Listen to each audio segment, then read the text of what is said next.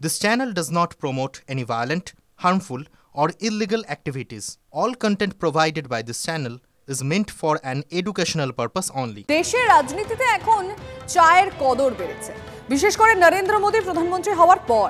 প্রকাশ্যেই মোদী বলেন তিনি চা বিক্রেতা ছিলেন।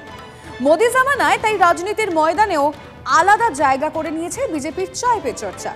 এবার সেই চা রাজনীতি আরও এক ধাপ এগোলো ছত্তিশগড়ে।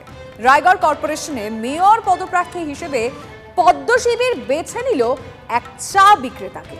রোজ চা বিক্রি করে সংসার চালিয়েই যিনি সামিল হয়েছেন ভোট যুদ্ধের ময়দানে। চায় পে চর্চা চা চক্রই হয়ে উঠেছে প্রধানমন্ত্রী নরেন্দ্র মোদীর প্রচারের অন্যতম হাতিয়ার। একসময় চা বিক্রেতার কাজ যে তিনি করতেন ৩ দফার প্রধানমন্ত্রীত্বে, সে কথা বারবার সদর্পে দাবিও করেছেন নরেন্দ্র মোদী। शाही परिवार का वारिस ही पीएम सीएम बनेगा, ये कुप्रथा इस चाय वाले ने तोड़ दी है।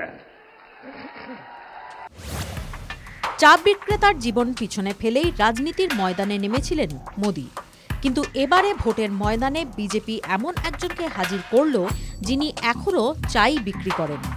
ছত্তিশগড়ের রায়গড়ের কর্পোরেশন নির্বাচনে বিজেপির মেয়র পদপ্রার্থী এই চা বিক্রেতা জীবনবর্ধন চৌহান। রায়গড় শহরেই একটি ছোট্ট গুমটি দোকান জীবনবর্ধনের। একসময় এই দোকান চালাতে চালাতেই তিনি আরএসএস এর সঙ্গে যুক্ত হন। তারপর ইনিংস শুরু করেন রাজনীতির ময়দানে বিজেপির হয়ে। দীর্ঘদিন ধরে সাংগঠনিক রাজনীতির সিঁড়ি ভেঙে ধাপে ধাপে উঠে আসেন জীবনবর্ধন, সঙ্গে চালিয়ে যান চা বিক্রেতার কাজও। এবারে চাওয়ালা সেই মানুষটিকেই বিজেপি শহরের মেয়র প্রার্থী করায় আবেগাপ্লুত হয়ে পড়েন জীবনবর্ধন চৌহান। मेरे को सूचना मिला तो मैं सीधा विश्वास नहीं कर पा रहा था कि एक चाय बेचने वाले को महापौर का, रायगढ़ महापौर का टिकट मिला।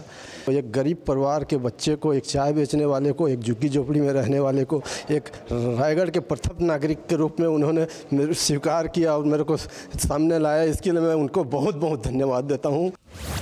চায়ের দোকানের রাজনৈতিক আলোচনা বা রাজনৈতিক বৈঠকে চা পানের রেওয়াজ আগেও ছিল, কিন্তু নরেন্দ্র মোদীর উত্থানের সঙ্গে সঙ্গে সেই চা রাজনীতি দেশ জুড়ে নিঃসন্দেহে এক আলাদা মাত্রা পেয়েছে, যে রাজনীতিকে এড়াতে পারছেন না বিরোধীরাও।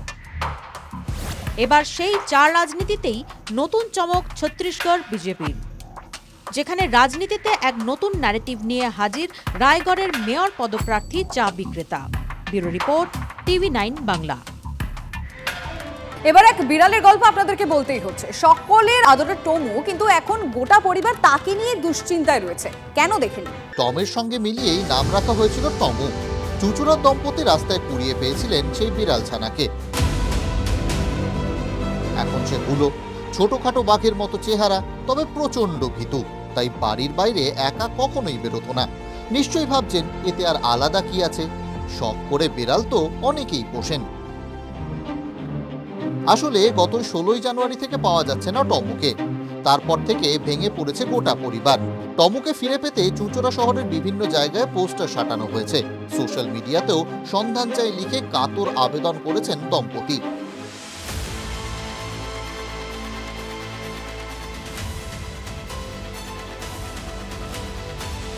দীর্ঘদিন ধরে থাকতে থাকতে পরিবারের সদস্য হয়ে উঠেছিল টমু।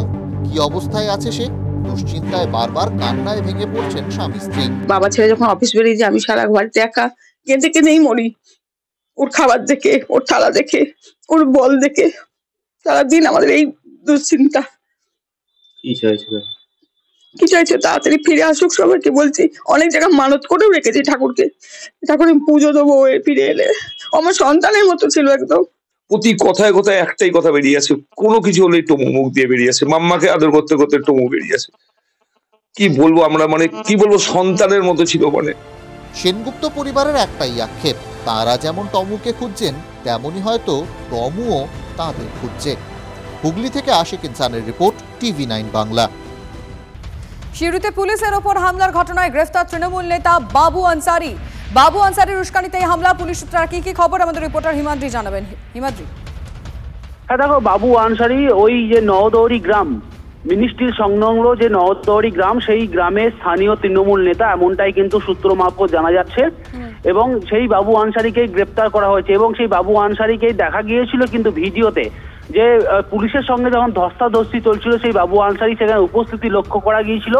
এরপরে কিন্তু বাবু আনসারিকে আজকে দুপুর থেকে খোঁজার কাজ শুরু হয়েছে এবং সন্ধ্যা নাগাদ বীরভূমের সিউড়ি থানা পুলিশ তাকে গ্রেপ্তার করতে পেরেছে। একাধিক ধারায় তার নামে মামলা রুজু হয়েছে ইতিমধ্যেই। কি কারণে হামলা হয়েছিল, স্থানীয় তৃণমূল আর কার যোগ ছিল পুলিশের সাথে হামলার ঘটনায়, সমস্ত কিছু কি তদন্ত করে দেখছি। ধন্যবাদ।